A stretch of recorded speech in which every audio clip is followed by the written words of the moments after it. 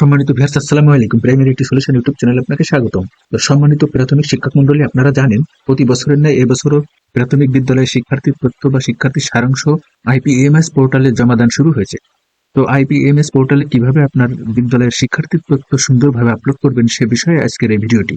তো ভিডিওটি শুরু থেকে শেষ পর্যন্ত দেখলে এই কাজটি আপনি খুব সহজেই করে নিতে পারবেন। তো আর কথা বাড়াবো না, চলে যাবো মূল ভিডিওতে যার আগে আপনাদের কাছে একটা রিকোয়েস্ট করতে চাই, আপনারা যদি চ্যানেলে নতুন হয়ে থাকেন তাহলে অবশ্যই চ্যানেলটি সাবস্ক্রাইব করে পাশে থাকবেন। তো চলুন শুরু করা যাক।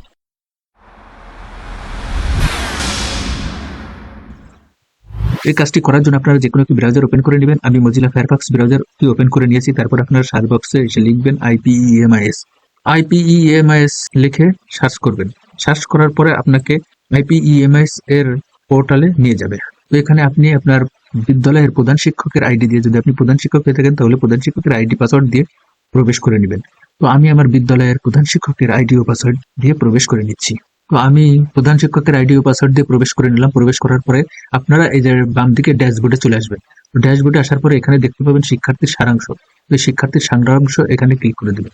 এখানে ক্লিক করে দেওয়ার সঙ্গে সঙ্গে আপনার বিদ্যালয়ের শিক্ষার্থীর তথ্য জমা দেওয়ার জন্য আপনি একটা ফর্ম পেয়ে যাবেন। তো এখানে প্রথমে যে বিষয়টি আছে, শ্রেণী অনুযায়ী শিক্ষার্থীর সংখ্যা, অর্থাৎ প্রত্যেকটা শ্রেণীর মোট শিক্ষার্থীর সংখ্যা এখানে দিতে হবে। তো এই কাজটি করার জন্য আপনি অবশ্যই আগে থেকে তথ্য যে কোনো একটি কাগজে নিয়ে নেবেন। তো আমি তথ্যগুলো নিয়ে নিয়েছি। আমি এবার কিভাবে কাজটি করবেন সে বিষয়টি দেখিয়ে দিচ্ছি। তো দেখুন, এখানে কিন্তু গত বছরের যে শিক্ষার্থীর তথ্য সেটা থাকবে, এটাকে এডিট করে এই বছরের শিক্ষার্থীর তথ্য দিতে হবে। তো এখানে দেখুন প্রাথমিক 4 ক্লাস থেকে শুরু করে পঞ্চম শ্রেণী পর্যন্ত আছে। যদি কোনো ক্ষেত্রে এই জায়গায় কোনো শ্রেণী বাদ পড়ে থাকে তাহলে বুঝে নেবেন আপনার বিদ্যালয়ের তথ্য দেওয়া সঠিক হয়নি। তো এরকমের যদি কোনো শ্রেণী বাদ পড়ে থাকে তাহলে অবশ্যই বিদ্যালয়ের তথ্য সেখান থেকে তথ্যকে আপডেট করে আবার এটিও এবং টিও দ্বারা অনুমোদন করিয়ে নিবেন, তাহলে আবার সেই শ্রেণীটি এখানে চলে আসবে। তো এখন দেখুন এই যে প্রাথমিক 4 ক্লাস, এটা প্রযোজ্য নয়, আমার বিদ্যালয়টি নাই বলে এখানে প্রযোজ্য নয় দেখাচ্ছে। তখন প্রাথমিক 5 ক্লাস, এখান থেকে আমি তথ্য দিতে থাকবো। তো আমি এখানে ক্লিক করে এটা মুছে দিয়ে আমি বর্তমান তথ্যটি দিয়ে দিচ্ছি। 30 দিয়ে দিলাম। প্রথম শ্রেণীতে আছে 55, আমি 55 দিয়ে দিলাম। দ্বিতীয় শ্রেণীতে আছে 36 দিয়ে দিলাম। তৃতীয় শ্রেণীতে আছে 34, চতুর্থ শ্রেণীতে 30, পঞ্চম শ্রেণীতে 30। তো আমার মোট শিক্ষার্থীর তথ্য এখানে শ্রেণী অনুযায়ী দেওয়া হয়ে গেল। শ্রেণী অনুযায়ী দেওয়া হয়ে যাওয়ার পরে নিচে চলে আসতে হবে। এখানে বলতেছে পাঠদানের মাধ্যম অনুযায়ী শিক্ষার্থীর সংখ্যা। তো দেখুন এখানে আমার শুধু বাংলা দেখাচ্ছে। যে সকল বিদ্যালয়ে ইংরেজি মাধ্যম আছে তো এখানে ইংরেজি মাধ্যম দেখাবে। তো আমার শুধু বাংলা মাধ্যম, এই জন্য এখানে শুধু বাংলা দেখাচ্ছে। ওই তথ্যটি, উপরে যে তথ্যটি দিয়েছি সেই তথ্যটি আবার এখানে দিয়ে দিতে হবে। তো এনে আবার আমি দিয়ে দিচ্ছি।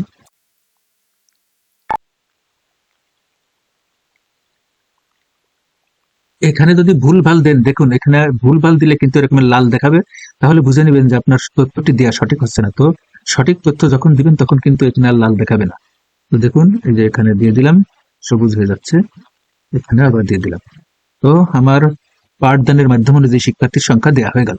এরপরে লিঙ্গ অনুযায়ী শিক্ষার্থীর সংখ্যা, অর্থাৎ আপনার প্রত্যেক শ্রেণীতে বালক বালিকা কতজন আছে সেই তথ্যটা দিতে হবে। তো এখানে ছেলে আর মেয়ে আছে, তো আমি প্রাথমিক 5 ক্লাসের ছেলে কতজন, মেয়ে কতজন দিয়ে দিচ্ছি। তো এখানে আছে আমার 13 জন ছেলে। তো দেখুন 13 আর 17 যখন আমার এই উপরের এই 30-এর সমান হবে তখন কিন্তু এটা সবুজ হবে। তার আগে কিন্তু এটা সবুজ হবে না। এখানে এলোমেলো দিলেই কিন্তু এটা আর হবে না। তো এবার আমি দিয়ে দিচ্ছি এটা।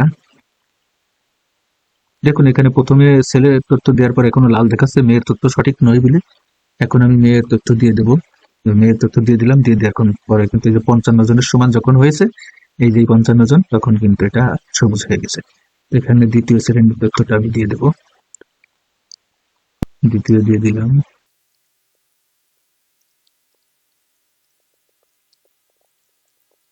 আমার লিঙ্গ অনুযায়ী শিক্ষার্থীর সংখ্যা দেওয়া হয়ে গেল।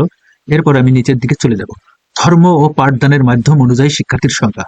তো এখানে দেখুন ইসলাম, হিন্দু, খ্রিস্টান, বৌদ্ধ, অন্যান্য আপনার স্কুলে যে সকল ধর্মের শিক্ষার্থী আছে সেই সকল ধর্মের শিক্ষার্থী এখানে দিয়ে দিবেন। আমার বিদ্যালয়ে শুধুমাত্র ইসলাম ধর্মের শিক্ষার্থী আছে, এই জন্য আমি উপরের তথ্য অনুযায়ী মোট শিক্ষার্থীর তথ্য এনে দিয়ে দিব। যেহেতু আমার হিন্দু শিক্ষার্থী নেই, তো আপনারা অবশ্যই হিন্দু, বৌদ্ধ, খ্রিস্টান এবং ইসলাম মিলিয়ে আপনাদের মোট শিক্ষার্থীর সংখ্যার সমান হতে হবে। তো আমার এখানে 30 জন। তো আমার বিদ্যালয়ের সকল শিক্ষার্থী ইসলাম ধর্মের অনুসারী, এই জন্য সব শিক্ষার্থীর তথ্য এই এক লাইনেই দিয়ে দিলাম। হিন্দু নাই, খ্রিস্টান নাই, বৌদ্ধ নাই, এই জন্য এখানে 00 দিয়ে দিলাম। এখানে অবশ্যই শূন্য শূন্য দিয়ে দিবেন, যদি না থাকে শূন্য শূন্য না দিলে কিন্তু আবার এটা হবে না। তো আমি এরপরে নিচের দিকে চলে যাচ্ছি। এরপরে বিশেষ চাহিদা অনুযায়ী শিক্ষার্থীর সংখ্যা। তো আপনার বিদ্যালয়ে কোন শ্রেণীতে কতজন বিশেষ চাহিদা সম্পন্ন শিক্ষার্থী আছে সেই তথ্যটি দিয়ে দিতে হবে। তো আমি এবার দিয়ে দিচ্ছি। তো আমার এখানে প্রথম শ্রেণীতে আছে একজন, আমি এখানে একজন দিয়ে দেবো। বুদ্ধি প্রতিবন্ধী আমি এখানে একটা দিয়ে দেবো, একটা দিয়ে দিলাম। আর এখানে এই যে চতুর্থ শ্রেণীর, এটা এখন পঞ্চম শ্রেণীতে চলে গেছে, তো আমি এটাকে শূন্য দিয়ে পঞ্চম শ্রেণীতে দিয়ে দিব এটা। তো দিয়ে দিলাম। আপাতত আমার এই দুইজন আছে, এই জন্য আমি দুইজন দিয়ে দিলাম, আর বাদ বাকি ঘরগুলো শূন্য থাকলো। আর এই যে এই দুইজন বর্তমান নেই, 5 থেকে চলে গেছে। 5 এই যে দুইজন ছিল, এই দুইজন চলে গেছে, এই জন্য এখানে শূন্য দিয়ে দিলাম। তো দেখুন আমি আপনাদের এই তথ্যগুলো এখান থেকে দিয়ে দিবেন, যে যে প্রতিবন্ধী ক্যাটাগরি অনুযায়ী এখানে দিয়ে দিবেন কোন শ্রেণীতে আছে। দিয়ে দেওয়ার পরে নিচের দিকে চলে আসতে হবে। উপজাতি ক্ষুদ্র নিগোষ্ঠী অনুযায়ী শিক্ষার্থীর সংখ্যা। আপনার বিদ্যালয়ে যদি এই ধরনের চাকমা, মারমা, ত্রিপুরা, গারো, সাঁওতাল ইত্যাদি থেকে থাকে তাহলে অবশ্যই এখানে সেগুলো দিয়ে দিবেন। আমার বিদ্যালয়ে এই ধরনের কোনো উপজাতি নেই, এই জন্য আমি সব ঘর শূন্য রেখে দিচ্ছি। এইভাবে শূন্য থাকবে। দেখুন এখানে অনেক উপজাতির নাম এখানে আছে, সেইভাবে আপনারা আপনার বিদ্যালয়ের তথ্য এখানে পূরণ করবেন। এটা বেশি কঠিন কিছু নয়। এখান থেকে এবার নিচের দিকে চলে আসতে হবে। এরপরে প্রতিটি শ্রেণীতে নতুন ভর্তিকৃত, একই শ্রেণীতে পুনরাবৃত্তি এবং রিপিটিং পূর্বের শ্রেণী হতে উত্তীর্ণ শিক্ষার্থীর সংখ্যা, অর্থাৎ পূর্বের শ্রেণীতে হতে কতজন উত্তীর্ণ হয়েছে সেটা দিবেন, রিপিটার তথ্য দিবেন এবং নতুন ভর্তির তথ্য এবার দিতে হবে। তো আমি দিয়ে দিচ্ছি 5 প্লাসে আমার এখানে মোট আছে, সেটা হচ্ছে নতুন ভর্তি আমার 29 জন দিয়ে দিলাম। আর একই শ্রেণীতে অধ্যয়নরত, দেখেন উপরে যে তথ্য আমি 30 জন দিচ্ছি, 30 না হওয়া পর্যন্ত এখানে কিন্তু লাল দেখাবে। তো আমার রিপিটার একজন দিয়ে দিলাম। দেখুন দিয়ে দেওয়ার সঙ্গে সঙ্গে কিন্তু একটা সবুজ হয়ে গেল। এরপরে প্রথম শ্রেণীতে আমি চলে আসতেছি। প্রথম শ্রেণীতে আমার নতুন ভর্তি 17 জন, তারপরে একই শ্রেণীতে অধ্যয়নরত 8 জন, এরপরে পূর্বের শ্রেণী হতে উত্তীর্ণ 30 জন। এই যে এই তথ্যগুলো যখন সঠিক হয়েছে, 55 জনের সমান হয়েছে, তখন এটা কিন্তু সবুজ হয়ে গেল। এই জায়গায় অনেক সময় অনেকেই একটু ভুল করে থাকেন, এই জায়গাগুলো একটু সুন্দরভাবে দিলেই আর কোনো সমস্যা নেই।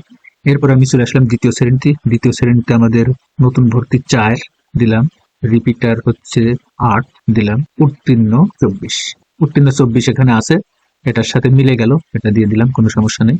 এরপর আমি তৃতীয় শ্রেণীতে চলে যাব। তৃতীয় শ্রেণীতে নতুন ভর্তি 3, রিপিটার 6, 3 25, এটাও মিলে গেছে, এই জন্য এটাও সবুজ হয়ে গেল। এরপর আমি চতুর্থ শ্রেণীতে চলে যাব। চতুর্থ শ্রেণীতে নতুন ভর্তি 3, রিপিটার 6 দিয়ে দিলাম। এরপরে পঞ্চম শ্রেণী, পঞ্চম শ্রেণীতে নতুন ভর্তি 1, রিপিটার 0। তো আমার এখানে নতুন ভর্তিকৃত এবং একই শ্রেণীতে অধ্যয়নরত এবং পূর্বের শ্রেণীতে উত্তীর্ণ তথ্য দেওয়া হয়ে গেল। দিয়ে দেওয়ার পরে সর্বশেষ যে তথ্যটি আসলো, এটি হচ্ছে প্রথম শ্রেণীতে, শুধুমাত্র এটা দিতে হবে। প্রথম শ্রেণীতে যে শিক্ষার্থী ভর্তি হয়েছে, এই ভর্তিকৃত শিক্ষার্থী কোথা থেকে আসলো, কিভাবে আসলো, এই তথ্যটা শুধু দিতে হবে প্রথম শ্রেণীর বেলায়। তো এইখানে যে ভুলটা করে থাকেন সবাই, এখানে কিন্তু রিপিটারের তথ্য দেওয়া যাবে না, এখানে শুধুমাত্র নতুন ভর্তিগুলো দিতে হবে। আপনার বিদ্যালয়ে প্রাথমিক শেষ করে কতজন, অন্য বিদ্যালয় থেকে আসলো কতজন, সেই তথ্যটা দিতে হবে। এখানে রিপিটারের তথ্য দেওয়া যাবে না। তো আমার এখানে প্রথম শ্রেণীতে রিপিটার, দেখেন এই যে 8 জন আছে, 8 জন বাদ যাবে, বাদ যে এই 30 আর 17 40 জন, এই 47 জনের তথ্য এখানে দিতে হবে, তাহলে আমার এখানে হয়ে যাবে। তো আমি এখানে প্রাথমিক না পড়ে সরাসরি এই বিদ্যালয়ে প্রথম শ্রেণীতে ভর্তিকৃত প্রাথমিক পড়ে নিই। এরকমের কয়জন আছে, প্রাথমিক না পড়ে মোট আছে 8 জন, 8 জন আমি দিয়ে দিলাম। অন্য বিদ্যালয়ে প্রাথমিক পড়েছে এরকমের কয়জন, প্রাথমিক পড়ে 9 জন, আমি 9 দিয়ে দিলাম। আর নিজ বিদ্যালয় থেকে উত্তীর্ণ কয়জন, 30 জন। দেখুন এটা কিন্তু নিয়ে নিল, সবুজ হয়ে গেল। এই জায়গাটাই হচ্ছে একটু কঠিন জায়গা এই শিক্ষার্থীর তথ্য দেওয়ার ক্ষেত্রে। এই জায়গাটুকু আপনি যদি সুন্দরভাবে করতে পারেন তাহলে আর কোনো সমস্যা থাকবে না। এটাই হচ্ছে মূলত শিক্ষার্থীর তথ্য আপলোড করার সিস্টেম।